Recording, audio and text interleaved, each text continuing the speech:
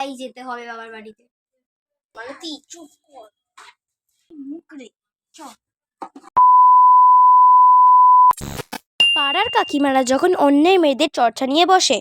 কি রে মালতী, কি করছিস? রান্না সারা হলো? হ্যাঁ বল। এই এক্ষুনি রান্না সেরে উঠলাম। কি বলবো বলতো, কি রান্না করব, রোজকার ঝামেলা। আজকে ওই জন্য কি করলাম, ভাতে আলু দিলাম আর ডাল করলাম।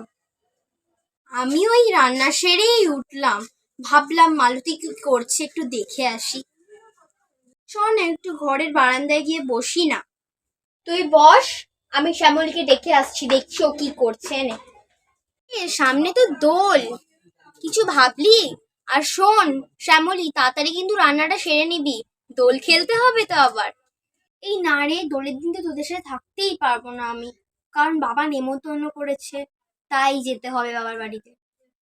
ওকে যেতে দে, না হলে আমি আর তুই থাকবো দোলের দিন, ঠিক আছে? আসছি, টাটা। বাবা, রিয়ার মেয়েটা বেরালো, দেখ না কত ছোট জামা পরে। হ্যাঁ গো বাবা মালতী, তুমি আজ দেখলে আমাদের মেয়েরা বাবা এইটি একটু কাপড় পরে বেরাতে পারবে না। আবার দেখ না রিয়ার মেয়েটা কি করে বসে, যা ছোট ছোট কাপড় পরে বেরিয়ে যায়। আমার মেয়েরা বাবা ওই রকম নয়। এই রিয়ার মেয়ে আসছে, রিয়ার মেয়ে আসছে। চুপ কর মালতী, চুপ কর। আর আরেকটা কথা তোরা শুনিসই নি রে, সীমার মেয়েটা 10 দিন বাড়িতে নেই, কে জানে কোথায় বেড়াচ্ছে, কোথায় যাচ্ছে জানি না। ওসব ছাড়া আমাদের কোনো যায় আসে না, আমরা তো খালি মজা নেব। একটু সুন্দর হয়েছে না দেখতে, তাই ওর মা সব সময় ছোট ছোট ড্রেস পরায়। আচ্ছা কাকিমা, তোমরা কি আমায় নিয়ে চর্চা করছো? না না, আমি তো কিচ্ছু বলিনি। কিছু বলবে কি? কিছু বলার থাকলেও বলতে যেও না। আমি ঘর থেকে বেরানোর সময় শুনলাম, আবার আসার সময়ও কানে কিছু কথা আসলো।